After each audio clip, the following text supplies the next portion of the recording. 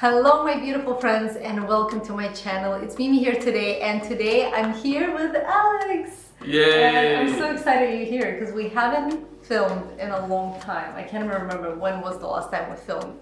One thing I wanted to do since we filmed the last relationship video, which was probably 2-3 years ago, on how to have a great relationship. It was a great video. It was a great video. I'm gonna link it down below. Is to share with you all of our insights on how to have a great relationship once you have a child, because now we've had a child for 3.5 years and we can both tell you, I'll start first and then Alex can add to that of course, that once you have a child, the relationship changes.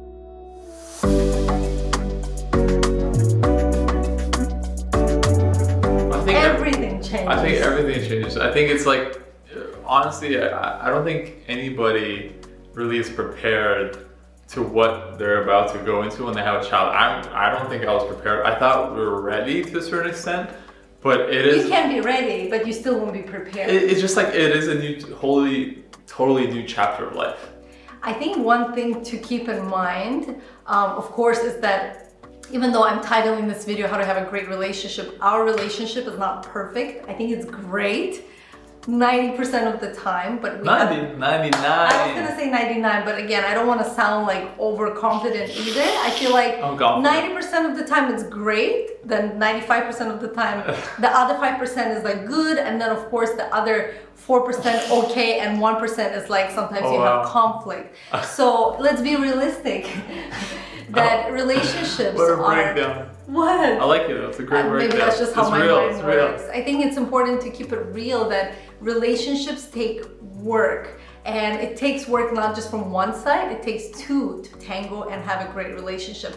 When a relationship falls apart, it's never one person's fault. Even if a person cheats or just decides to ask for a divorce or just break up if it's a, not a marital status yet, it's still two people are responsible for this relationship. And I think that's maybe the basis of our relationship, is that actually both of us take full responsibility. And we never say that we're like 50-50, we're 100 together, like 1,000. Yeah. And that's how our relationship always worked. Now, and I guess what that means, to break it down, is that you have to take responsibility always for your own happiness, for your well-being. It's not about we complete each other, or this is, like there's this attachment. It's more about we're here as a collective to help us grow, because that's what relationships are. Relationships help you grow much faster than I'll say you'd be alone. And then especially when you have a child,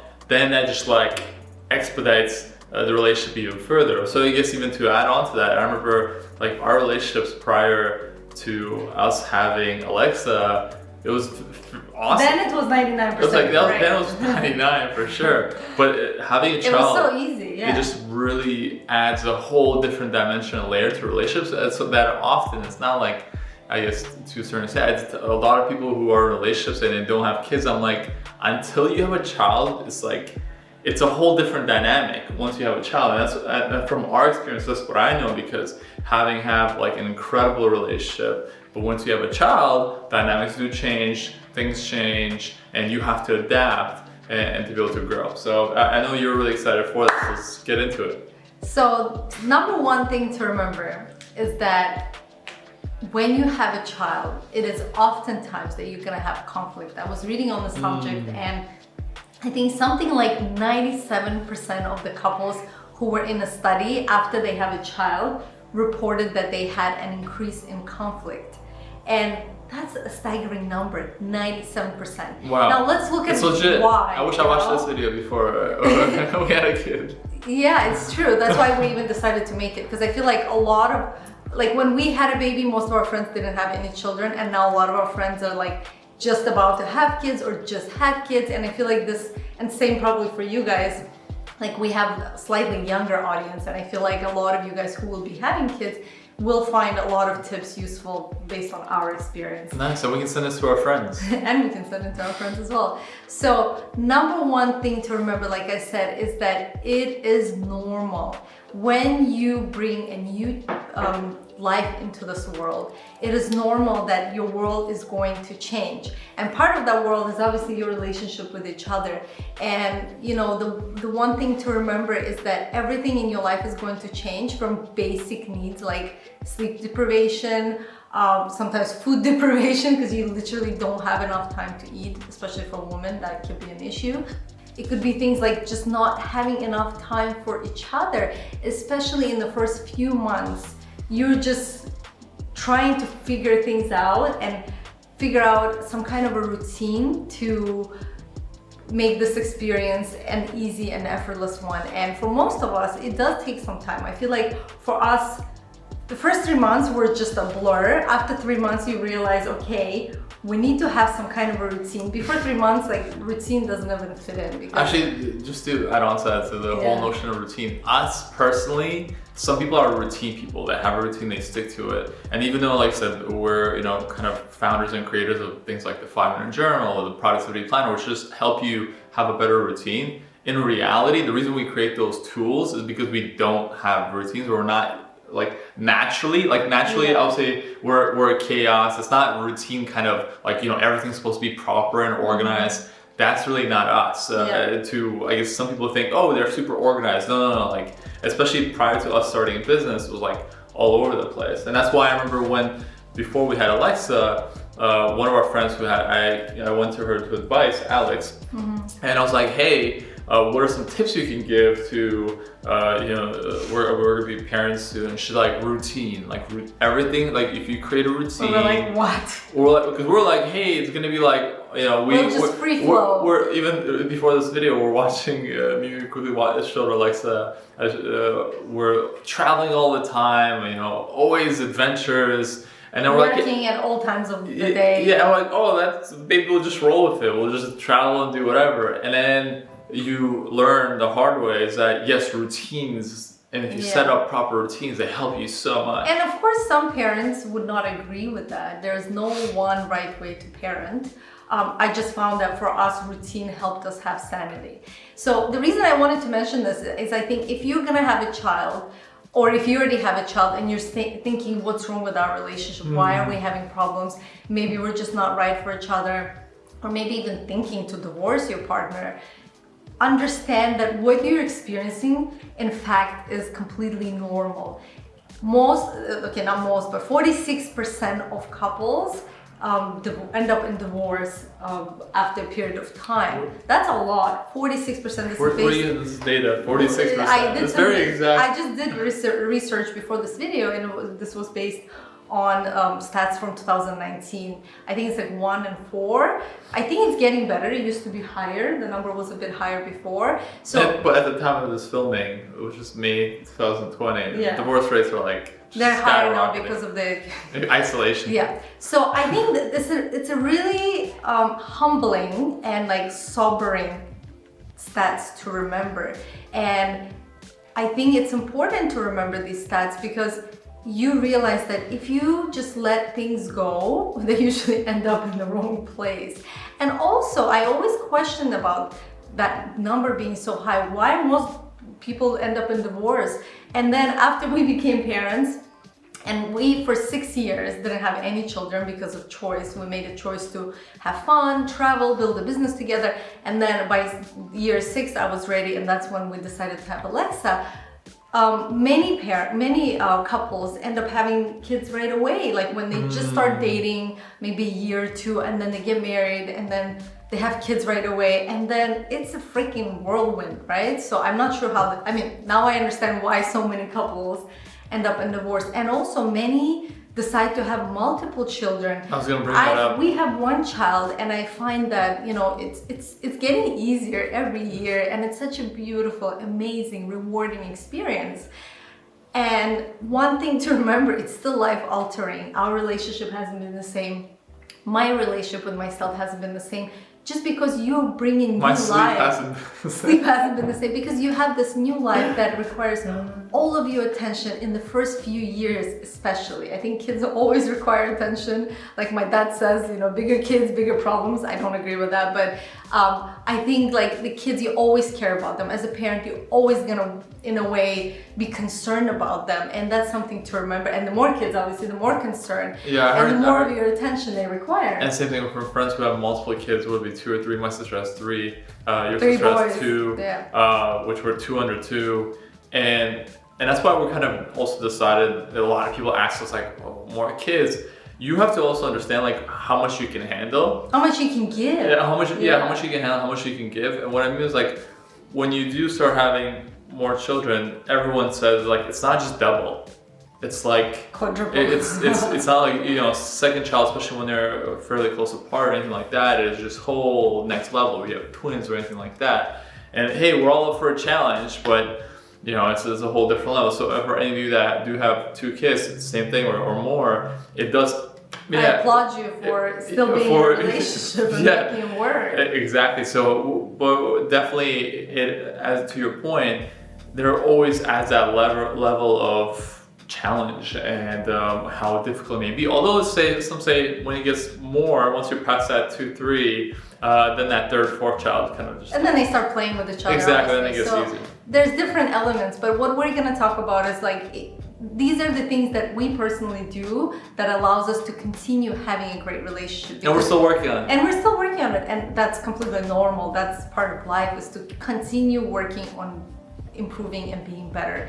And so what I wanted to mention is that first year comes, it's that fundamental year where you establish this dynamic with your child and with your relationship. It's never too late to change things around and make them better. But if you haven't had a child yet, or if you're about to have a child, I think it's a great way to think about it, so you can establish these very healthy habits from the beginning. So maybe we're going to talk about actually how it is important for those of people who haven't had a child. If you're watching this video before having a child, you're like, you're getting the best of you're like ready. And what I mean by that is like, if you're able to implement these stuff, because I wish we had a video like this and we discussed these kind of things together as a couple. And I believe we thought we did, but not to the extent of. We just assumed that we will. We assume because we work together, and everybody says like it's so hard to work together, but we always effortlessly work together. We agree on everything. It was just always easy. Same vision, values. Seriously, like I'm not kidding you. Of course, we sometimes had conflicts when it came to work, but like 99% of the time we didn't. So we thought if we could manage to work together, how much harder like raising a child would be together. But in the first years of Alexa's life, so this was our year 7 of our marriage, we had the most conflict we ever had in our relationship. It was shocking to me. It was so surprising. I did not see it coming. That's why I gave this like big intro to prepare you guys. Now looking back, I understand why. But when you're in that first year, you're like, oh my God, is our marriage gonna crumble down? Like, what's gonna happen? Why are we not agreeing on things? So what I want to bring up, so when you have a child, this first few months and the first year especially, everything changes. Your basic needs oftentimes are not covered. And when your basic needs are not covered, your mind goes a little crazy. You're always on the edge, especially for women. But if you're a wonderful man who's supporting a woman in raising a child, then yours as well. So Alex, I would say probably first 6 months would wake up with me in the middle of the night and change her diapers. I'd always do that. We've changed, I think eventually when she started, after 6 months she didn't wake up anymore. Oh yeah. But the first 5-6 months she was still nursing in the middle of the night, because I breastfed her for 2 years. And yeah, the first 5-6, like about 5.5 months, like I would nurse her through the night. So you have multiple wake ups, and he was so sweet. He was And we turned on the light. How sweet was that? Yeah. If I was doing this now, obviously have like a teeny tiny dimmer, and that you're able to see to change the baby and everything. So number one, understand that it's normal to have conflict, and most couples, like I mentioned, 97% couples face conflict when they bring a child into this world. So what do? Tip number one, help each other out, because this is number one thing that can help you to actually grow in this very challenging time, not difficult, but a definitely challenging times, most likely you're not going to be sleeping that well. We were lucky actually with Alexa, she slept well, but even if your child, right? yeah, then we traveled to Canada and we screwed up her sleep, but even if your child is sleeping well through the night, they're still gonna wake up at least twice. So when you're used to sleeping whenever for 8-9 hours, waking up whenever you want, you cannot sleep in anymore. You will wake up when they wake up, and technically, most likely they're gonna wake up every 4 or 5 hours. The funny thing is, even till now, is I was recalling like I never have to use an alarm anymore. In like, 3.5 years now. Well, I guess because for us personally, Alexa wakes up really early. Even now, she's kind of, it's summertime. Well, it's not really, it's May, but the sun rises here in the UK very early, so already like 5 something, it's bright, and Alexa's been getting up like 5:45. So it's the same thing, like no need for alarm. I'm always kind of getting up with the sun. So no need for alarm once you have a child. So once you're in this new experience of raising a child, if you are helping each other, your experience is going to be so much better for both parties, right? If still naturally, especially if the woman decides to breastfeed, she's gonna be doing like 85% of the work because you're literally like a feeding machine in the first 5-6 months before the baby starts eating real food.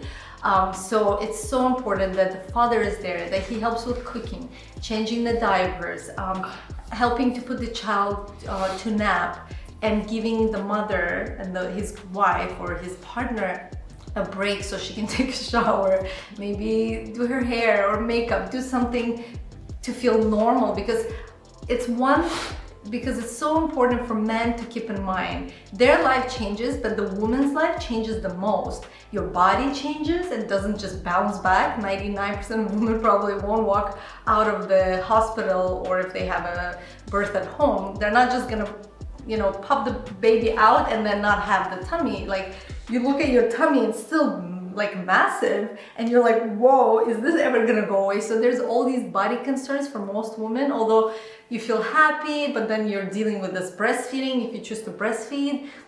Like, first 3 months were like crazy, like just roller coaster of trying to learn these new skills. And honestly, if it wasn't for you like supporting me through that journey, I'm not sure I would have even stuck with the breastfeeding, because I was in so much pain. Alexa had lip tie, tongue tie. Check for that as well if you have a child and then you have a difficulty breastfeeding, because then we had this procedure where they did like a cold laser treatment, and then after that it got faster, easier, and so much better.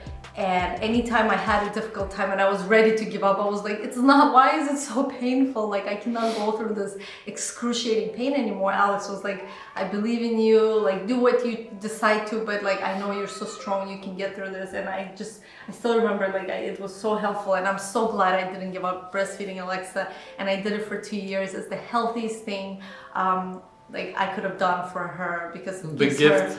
It's the biggest immunity, like the best thing. If you research on breastfeeding, there's so many incredible benefits.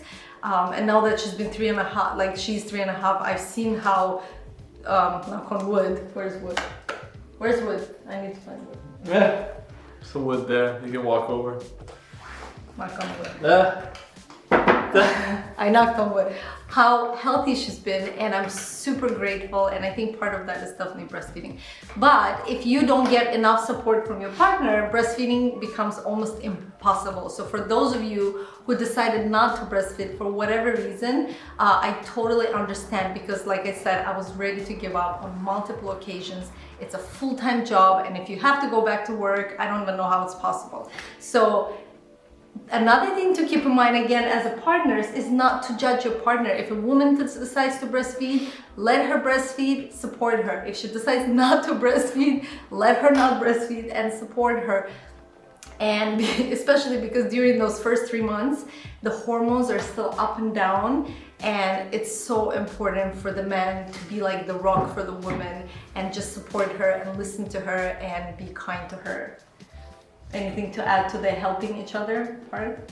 I think it's awesome. I think before the whole helping part, and that part I'm sure you're gonna discuss, is that even before the child comes, is of course. is to have that conversation. I think this is so vital. This is great. And I think this is the whole point of this video, really, is and if I would give any advice, it would be to have a real, honest, heart-to-heart conversation before the child comes about expectations, assumptions of both parties, meaning how do you see your life after the baby comes? So are you going to work? You need to talk about details. Like, are you still chilling with your boys or girls? Whatever, how do you imagine to be, and be realistic. I think, is this child going to stay home? Are we going to put it in nursery? Are we going to get a nanny? Like, all these things need to be cleared out and I before think, the child arrives. And this is where the kind of why I'm saying bringing up this point, because even for us, we've had certain ideas and you think about certain stuff, and this is the kicker, right? Until the baby comes, you really don't know. You don't know how your child is, what you're dealing with, how they are. Some babies are super chill, some babies are super extra and full on. So there's a whole different spectrum, and every situation is unique. However, I think preparing beforehand and having that honest conversation can really help. So what I mean by that is, let's say, also identifying what are your values, and what is important to you. So for example, for me, I did my best to, like I said, be very present, be very helpful. However, the expectation from Mimi was, well, you're 50-50 here, right? And you have to do as much as I am doing here with the parenting stuff. And I did my. That was part of the conflict. I think this was the huge part. That was a misunderstanding. It was a miscommunication.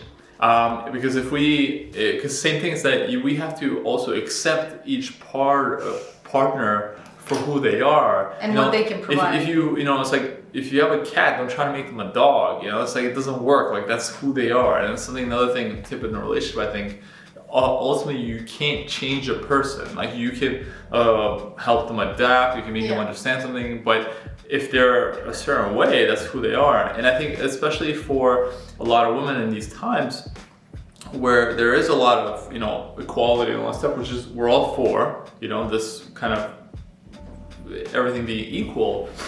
However, there's certain things that like a man can't breastfeed. It's just not physically possible. Even though Mimi would love for me to breastfeed, it's not possible. I remember we had this conversation early on, and he's like, "I wish I could help you, but I can't breastfeed." I'm like, "Damn it, that's not fair." So I did I did what I could, right? I'll get up at night. The first 5-6 months, you were home. You wouldn't even go to the office. Most guys didn't even work from home. Yeah, but most guys don't even get up at night. They're just kind of like, it's your problem to deal with it. And like I said, so it's still a problem. But I'm saying some guys, right? I'm just saying that's how they would communicate. I was still in terms of helpful, in terms of I want to be part of this. I want to be as helpful as I can in the situation. But as you said, with the other part of, I think, with the expectation of work, and I think it's different for everybody. Meaning, especially in the U.S., we still don't understand how it's so little for women in regards to the requirement of maternity leave and things like that. It's a crime. It's the biggest crime of our generation is not allowing women to have maternity leave. For a longer period of time, because I think it should be minimum 1 year, minimum. Yeah, for sure. And then so with that, already figuring out those logistics, this is what most people don't think about in regards to having a child. It's what are those logistics of when the woman has to go back to work, or the man has to, continue working, or he's taking a paternity leave, as some people can now. And and this is the point of really having those conversations, really trying your best. And also, the thing is, some couples, I'll try to go with advice with some other couples, and it seems like they have this, some couples really do forget. We haven't forgotten anything. I remember my labor like it was yesterday. and those first few months and everything. And that's what we're trying to communicate, is that in those first few months, even beforehand, being ready and being realistic about those expectations of hey, I don't think I want you to be as present as possible. That's my expectation. I'll say for Mimi, her expectation was that I'll be there 100%. Right, but the thing is, it's also the growing is understanding hey, I understand you need me to be 100%, but I still need my time. I still need time for when I, do something for myself to make me feel human as a person as well. And as important as for the man and as for the woman. So meaning for the men is, I always done my best in regards to help you and push you to also have that time for yourself. But it can be, for many women, I believe it can be hard sometimes actually letting go and actually taking that time for yourself to actually trust the husband or whoever with the child and be able to, you know, go out for a walk or go out for a meal with your girl. Oh, okay, yeah, but that's gonna be my point. Just like, but really make a game plan and discuss what are your values, what is important to you. What we mean by values as well is like, you know, is family the most important thing to you? Because a lot of people, I know we're gonna make another video on this in regards to understanding your values in a relationship or even just for yourself. And for us and for many people, it's like there's this communication of like family is my number one values, but then how do you actually spend your time? And for a lot of people, their values and actual reality are out of whack. Meaning you say family is number one, but you're spending all your time on working, you're focusing on work in your career. Well, maybe your career and money is number one for you. And there's nothing wrong about those things. It's just about being honest about how do you allocate your time? What is actually more important to you? And then be realistic with that and retracting that. So with that, I think once you understand those dynamics, because you know, with Mimi, that was our conflict and relationship, the conversations we then had is respecting each other, understanding that, okay, these are your needs, these are your values, this is what is top and most important to you, this is what is most important to me. And accepting one another for who we are, and then adapting and understanding will help you grow in a relationship. And the other thing to, I guess, add on to that, no one's perfect, right? And you won't be 100% match. I think that's just the guarantee. The only thing I'll add to that I'm glad you brought this up. One of the biggest resentments I had for Alex in the first year of Alexa is that, again, my expectation was that we're 50-50, we're gonna do everything together, he's gonna be with us all the time. And then after 5-6 months, he said, you know, I need to go to the office and I can no longer work from home, it's very distracting. And I understood that. I said, it's fine, but the reality is when he left and I was home with Alexa most of the time alone, it was just so isolating and so lonely. Like, I'm an extrovert, I love being with people, and I also love being with Alex. Like before that we were like 24/7 together, and also Alexa was still a baby. Like I talked to her, of course, but like she would sleep and then like they don't talk back. Like now it's so fun, like it's like a real adult almost, right? But back then it was just me talking. Like I felt very lonely, like I was doing it by myself, even though of course Alex helped me in the mornings and when he would come home after 5, but for the most day it was just me. And I think it was just a very difficult thing for me to adjust to, and I kept resenting him. Like when he would come home, I'd be like, oh, like you came home late again, like I can't be, like I wouldn't tell him, but I like showed it with my body language. And that was like one of the biggest conflicts we had, is like I couldn't accept that like I just felt like it was so unfair that I'm putting in so much more than he is. And that leads me to the next point of help. And that's when Alex kept telling me is that, you know, if you find it difficult, like get some help, like it's up to you. Like this is all I can give. I cannot give more than this. And I realized like we just had different ideas of parenting styles, which was again like, whoa, how did we not figure this out? Because when we talked about it before, it seemed like we never went like deep enough to understand like what exactly day to day our life will be. And like we did a little bit, but I feel like we looked at different age groups. Like he was talking about more like when Alexa is 8, I'm gonna have short work day, I'm gonna come home at 3 or 2 and then, you know, have fun with her. But not when she's a baby, you know, because that's a whole different ball game. So like really being clear, like crisp clear on what your day will look day to day, so that you have clear expectations, so you avoid building resentments towards each other.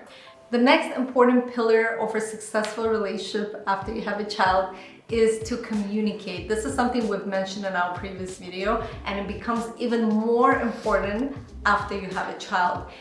The reason it's even more important is because now you can't just talk anytime. At least for us, we believe that sharing our conflict in front of our child is not something we want to do. I definitely from my personal experience in my family, I was exposed to a lot of conflict that my parents had, and I've been traumatized by that. Sorry parents if you're watching. I think it's an important point to bring up, because I'm not just saying it out of thin air. I am somebody who's experienced it for like many years of my life as I lived with my parents until I moved in with Alex. And I think it's unnecessary stress and trauma for a child to be exposed to the conflict that the parents have. I think as they get older, certain arguments you can have in front of your child, but definitely not when they're little. And definitely avoid screaming or throwing things in front of them. This is trauma that's going to be engraved so deep in their subconscious that it will take them years of therapy or some other like crazy things to get rid of, if that would even be possible. So, but going back to communicating is still really important. So when you have something that you want to express to your partner, something that you didn't like throughout the day, but you weren't able to express because your child was there and you didn't want to have an argument in front of the child, you have to make that mental note. And the moment the child goes for a nap or at night when they're sleeping, you put them aside and you say, listen, I need to talk to you. There's something I've been feeling, and sit down. The best thing to do that really makes the other person bring their guard down when you're having an argument. And this is something I still personally struggle to do, is like when you're giving the feedback or if you're receiving feedback, to sit really close to each other and look each other in the eyes. Even better if you put your hand on their hand, because when you're giving somebody feedback like that, or if you're receiving feedback in this manner, your guard and your ego will instantly drop down and you will perceive the content that you're provided completely differently. And say, you know, I really wanted to tell you, like, today you came really late. I would really appreciate if you came at least half an hour earlier. Like, it's really stressful. I'm still getting used to it. Whatever it is that you're going through, you need to communicate, because if you don't, you're gonna build all this resentment and then it's gonna explode on you. Anything you want to add about communication? Because, like, again, communication is the most important thing in the relationship. If you don't have that, I don't know what kind of relationship you have. I think you brought up an incredible point of us building up that resentment and then blowing up. And instead of having that, is if you are able to communicate in smaller chunks, it'll be more absorbable to the other person. Yeah. And also not being afraid, because a lot of people, and this is in all relationships, right? If you hold these resentments and don't communicate and don't bring up the stuff that is bothering you, and maybe even the small stuff, you may think of, why does he keep doing this? He's doing this on purpose, or she's doing this on purpose. In reality, most of the time, we're just not aware of those things. And by bringing it up to a partner, you can actually helping them to improve. And a lot of times what we do, and I remember, you know, even in our relationships, like, hey, I just want to provide this feedback because I want us to improve our relationship. I want you to improve. This is to help you and us together. Yeah. Right? So I'm not doing this like because I want to like stir something up. Yeah, but it's more about like I'm coming from a place, you know, I think it's very important to also communicate that intention of why you're bringing something up or why you're raising it. It's like, hey, I actually want you to improve, like, yourself, and in order to also help us in our relationship. I think it's because when you improve, all your relationships improve. So keep in mind that communication is the key. Having a child is not an excuse to bottle things up and not communicate them. Find a time every day if needed to communicate what you need to your partner. Next one is build a community of help. This is an extremely important point, because again, they say raising a child takes a village. Sadly, most of us don't have villages anymore. We're all scattered in different parts of the world. Oftentimes our families are not even where we live. And in our case, that's the case with us. Like, both of our moms, and my dad is not here. My sister is not here, his sister is not here. There's no family at all. This is something we discussed before, but again, that clarity of, we didn't have that clarity of how much help and what kind of help is going to be provided. So I always knew, we have a family friend, Natasha, that I met years even before I had Alexa. I met her when I first moved to London, and I loved her so much. She was helping with the housekeeping to my friend, and I really loved her, and I thought, okay, when I have a child, I'm definitely gonna get her to help me. But I never really clearly explained Alex what she's gonna do. Or So to her. Well, or it maybe even to her, because I thought like she understood, or everybody understood. Of course, I'm the mom, I'm gonna do everything. So we got Natasha when Alexa was maybe 5-6 months, around that time, because I don't have a mom here, and I was about to wean Alexa, so like bring food, and I just really wanted like a woman who's older, who has experience with children, to like ask her questions and like feel safe, like I can go to somebody. And I'm so grateful. I had Natasha on and off until Alexa was about 2 years old, but like she was with us till Alexa was 1.5, and then she was gone for about a year, and then we had her for another like 6 months or something, and like she had other jobs in between. So yeah, Natasha was great, but I got Natasha for housekeeping. I knew that housekeeping is not something I want to do, and this is the best thing ever. If you can afford help, housekeeping help will make your life so much easier, especially in the first Even, like I said, year. for most people, I think, even if you just get a cleaner, the cleaner house once Or at least a cleaner, just to get some help, because in that first few months, the first year, there's just so much to deal with, and it's so amazing to have somebody in the house who can like do some grocery shopping, who can load up the dishes or do the dishes, do the laundry, iron stuff. It was life-saving, because like I just wouldn't know how, I don't know how women handle it all, honestly. Like I personally know what I can give, and for me that was just like being present with Alexa, breastfeeding her, changing her. You change the kids like 20 times when they're so little, because they're constantly wetting themselves or something happens. So yeah, it was amazing. So, and of course having her there in case we want to go out, but that will be next point. So like build a community of people, whether it is, if you cannot afford to have a help, you know, whether it is a grandma or whether it is an aunt, or maybe just a friend once a week who can come in and for an hour or two, or any kind of help, so that I'm mostly talking about women especially right now, but I'll transition into a different point, of course, as a couple, to have that time off together. But I think number one is just to have help around the house with other things that need to be done beside the child. And again, for me, it was a choice to have a housekeeper who helped with cooking, like prepping the meals.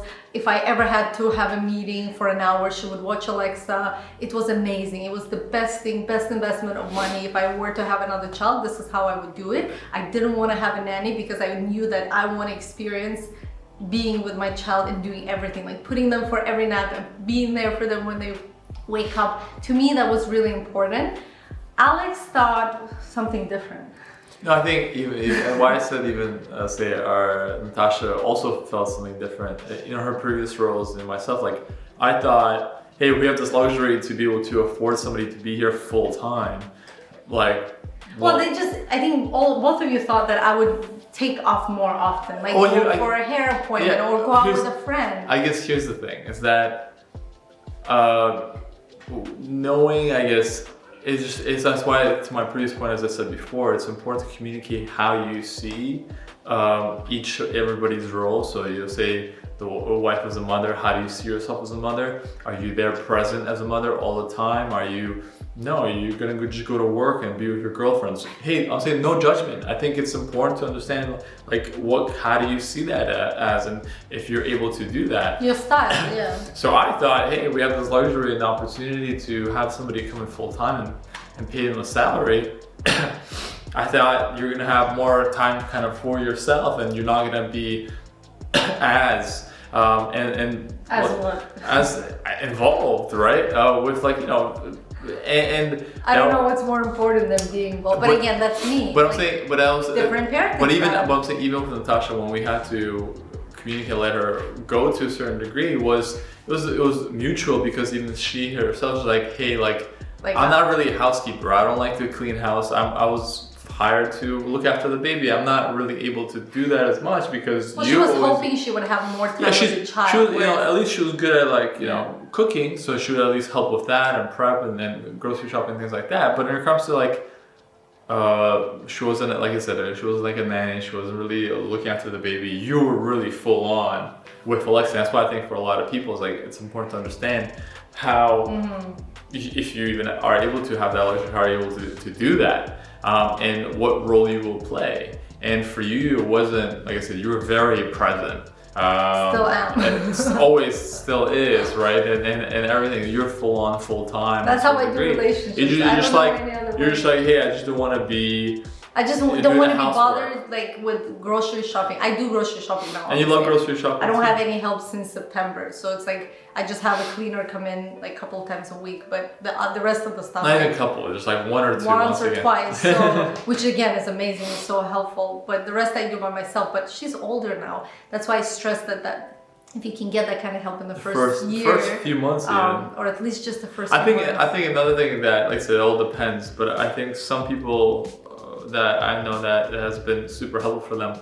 There's these special people that maternity nurse in the first few months. I wouldn't do that, but yeah, some people. Which is more like full on, but at the same time they help you set all those fundamentals and routines in the first place, like how to sleeping with breastfeeding, those rhythms and things like that. I'm laughing because we thought our moms would help us, but they were like, oh, I don't remember. It was so long ago. I had you like 30 years ago. Yeah, everybody just blanks out. And everybody was like giving such funny advice that didn't work. And then thank God we had the sleep trainer who literally saved my life. Thank you, Carol. Thank you, Carol. So definitely look into sleep trainers. Oh, I think it's for sure. I think this is one of the most important tips. I think it was one of the most important tips for a relationship. Definitely is get a sleep trainer. And like I said, there's different things. I know it's a very controversial topic in regards to sleep training. The sleep trainer that we had, Carol, that we kind of will link it down. It's not like a, what do you call it, leave it or cry baby. Yeah, this is not a cry out method. Of course, there's different types of sleep trainers. You have to do your own research. I never felt comfortable with doing something where I would leave Alexa crying. So it's a very gentle method where you go in and out of the room. They're still crying. There's no way to go around crying. They're crying, but you're there for them, and until they learn to self-soothe. Because if your child, after 5-6 months, so 5-6 months, I was breastfeeding her through the night, waking up like multiple times a night, and I was like going crazy. And if your child is at a healthy weight, really there's no need at that point to keep breastfeeding them through the night. So it's a good time to start a routine. It's just a habit. It soothes them. That's why they have the pacifier or whatever, which I never gave Alexa. So she used my breast as that, and I was going literally insane. I needed my sleep. I need my sleep, period. I always need my sleep. I was like a zombie. And thank God I found Carol online. Read her Facebook reviews. Again, this is not sponsored. We paid for everything. Best investment ever. It wasn't cheap. She came for 24 hours. Because we also needed help with the naps. That's another thing. It's like if you can get those routines of the naps and the sleep, I'll say out of this whole video, this is the biggest game changer for your relationship. Because Alexa starts sleeping through the night, and then once you both slept, you're nicer to each other. But also sleeping through the night, but also the importance of that routine, because I think most couples as well don't have that time together in the evening because they don't have that routine. They're either putting their baby too late to sleep, because they're like, hey, maybe the father comes home late from work, like I want to see the baby a little bit, but then what keeps happening is then you push the evening and you have no time together, and pretty much the mother has is full on. It's crazy. And then you don't have that time for yourself in the relationship. And why sleep? And what happens to the relationship? Yeah, it goes. You need that time. So why was such a game changer is that it then allowed us to start putting her to bed at 6:30.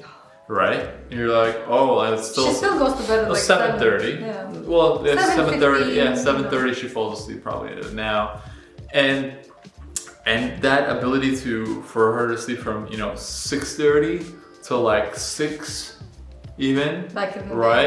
Day. And some people can do different, right? For some kids do fall asleep at 7:30 and they sleep till 7:30 or sleep till 8. In our case, what we found, like I said, everyone's child is different. Even if we put Alexa to sleep at 8, she'd still wake up at 6 and she'll just sleep less. So even to this day, we're like, there's no point. We tried to even do 9, 10, and she still wakes up early. At the same time. So we're like, there's no point. So earlier it is. But that idea of sleep training, like I said, look into it, do your own research, look into Carol. She's in London, but it's more international. Go into her Facebook. She provides a WhatsApp support as well. Maybe there's some... Or somebody like her, maybe she can recommend. I'm saying maybe there's other people like her. However, hands down, it allowed us to regain our nights, our evenings, our sleep, our sanity. And I'll say, for whoever anybody says, it's not easy. So those first, 1 to 2, 3 nights, that when you kind of do it, it's still difficult. However, it just becomes like it's the best thing you can do for your relationship. Absolutely. And for your child, because they also start actually sleeping better. Yeah, and they have a better relationship with your sleep. They learn better faster, they speak better, faster, because it helps with the brain development. Sleep is a game changer. Another thing I'd like to bring up, there's another book called, I believe, Why We Sleep. And it takes all this research. And in reality, I've learned so much about sleep for myself that I'm still trying to improve. And sleep is probably one of the most misunderstood and misdiagnosed things in our society. We're all sleep deprived to a certain degree. As you've probably seen me throughout this video, I'm kind of yawning because... Did you yawn? Yeah, I yawned a few times. But it was more about the same thing. Like last night, Alexa woke up at 5:45 this morning. I woke up with her. That's another thing that, for couples to do. I allow Mimi to sleep in the morning because I know also sleep is important to her. And I know you spend more time with her during the day. So I said, hey, this is my way of also, I actually really enjoy those one-on-one time and time we have in the mornings of those dedicated 2 hours together or so, where we're able to just hang out, chill, and both that, I also need to go to sleep earlier myself. Right, to be able Which doesn't always happen. Which doesn't always happen, right? So with that, sleep is huge for you, for your child, and everybody else. What was your last point? The last point is make time for each other. And this is something that we should really all know, but the fact is, when you are raising a child and you're so full on, and plus you have work or your own business, you just think that things will be the same even if you don't nurture them. But the reality is they're not going to be the same if you don't nurture them. If you don't take care of your health, it deteriorates. If you don't take care of your relationship, it also deteriorates. Anything, your garden, anything in life, we have to take care of things so that they can prosper and get better. And with that being said, that community part is what is going to support you to have time alone. Because if you don't have somebody, again, maybe it's your parents or a friend, if you can afford a babysitter, have a couple. Like, we literally have a few people who, if we wanted to go out, I mean, now nobody's going out for dinner, but in a normal life, when everything is open and the restaurants are open, if we want to go out for dinner or just a walk in the park or just anywhere, just want to go for a walk together, just the two of us, Alex and Mimi, not Mama and Papa, Alex and Mimi, then you have these people that you can rely on, whether you have a housekeeper, a nanny, or just a relative or a friend. Have a bunch of them that you can call when you're invited to a party or when you just want to spend time together. This is something we do actually quite well from, I think, the beginning of Alexa's life. Maybe after 3 months, we started doing weekly, if not weekly, bi-weekly dates. Having these few people that you can call at any time so that you can make some time for each other. These dates need to be scheduled like anything else important in your life. I have a few friends who have had kids and have really massive implications in their relationships, to the point where they would even consider divorce. And when I look at their relationship, I think like they're incredible. And the relationship would be good, but the fact is that they have small children and zero time for each other. It's like, when was the last time you spent time with each other? Like a year ago? How do you expect your relationship to be good? There's no intimacy, there's no romance, there's no attraction, because you just look at each other as mom and dad. Like, it's a different type of relationship. So you need to make the time for dating. If you don't make the time for dating, relationship is gonna go down, and then one person is gonna start looking elsewhere. This is just realistic things that we have to face. And I guess to that other point to add on is like, look after each other, dress well, put on makeup if you have to, however you do to still be sexy. I think it's a very important thing. Would it be lingerie for women, or I don't know what guys do, whatever, work out, do something when you work out or something. Look after yourself. I think it's important. So it is really important. I think women oftentimes will forget we become these moms now, and we forget that the man, he still wants his wife, he still wants the woman that he fell in love with. And it's difficult for women to be everything. I understand because I've been there. It's like, are you kidding me? Like, you want to spend time or you want to go on a date? Like, I've had a crazy day. All I want to do is just like sleep or just crash on the couch and like do nothing, because like I've been with a screaming baby all day long. You know, when the baby teeths, when they have the teeth coming out, they're very irritated. Like, there's all these circumstances, and the guy comes home and he wants to just chill and have some romantic time, and you're like, what the, you know? But you have to learn to turn that off and turn something on, like turn yourself on. And the best thing is get out of the house and be in different circumstances to remember who you are outside of being like a parent. And that time needs to be scheduled. You need to have a few people on call that you can rely on to have this at least once every 2 weeks with each other. So that would be it's a long video. Yeah, my last point. If you guys of course, watched there's so much more, but like, this is all I can package. If you guys watched till this point, you're still here. Comment coconuts. I don't know, or something that will know that you kind of. You made it to the end. Yeah, you made it to the coconuts. Coconuts. There you go. Thank you guys so much for watching. I'm definitely would consider doing maybe another video on the update of all of this as we grow more into being parents. Like, we have 3.5 years of experience now. I'm sure we'll learn a lot more. One thing that Alex still would really love to have is quarterly getaways, which I personally am not ready for. He's wanted that since she was like 6 months, and I'm like, there's no way I'm getting on a plane. Even once a year. Flying away from my child. Even once a year. So, I know couples, like I said, this is what we communicate. Lots of couples do that. I think it's another, like I said, thing to add to a relationship if you can. I'm all for it. As you see, I'm still very patient. I wanted to say that I appreciate that you accept me. Yes, I accept it, even though you turn me down when it comes to my request for a quarterly or even a biannual or an annual getaway.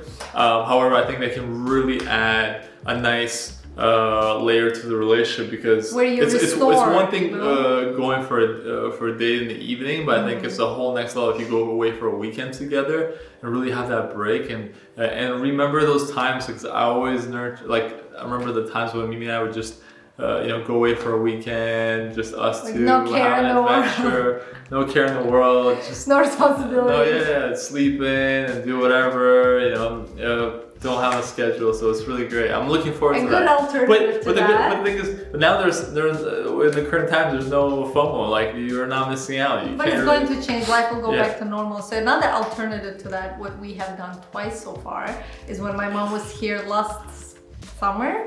I was comfortable to leave Alexa with her for like a little less, like maybe 18 hours. So after we put her to bed. Mimi has, I have to be the one putting Mimi has never skipped a time. She's always put Alexa to bed. Almost 100%. Maybe no, not almost. Always. You've never put her to bed without. You're right. 100%. 100%. I've been there for every bedtime. I've probably been there 99.9.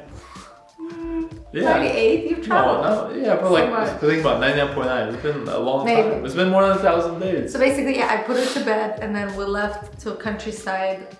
We went to a Soho farmhouse, and then came back the next afternoon for her dinner.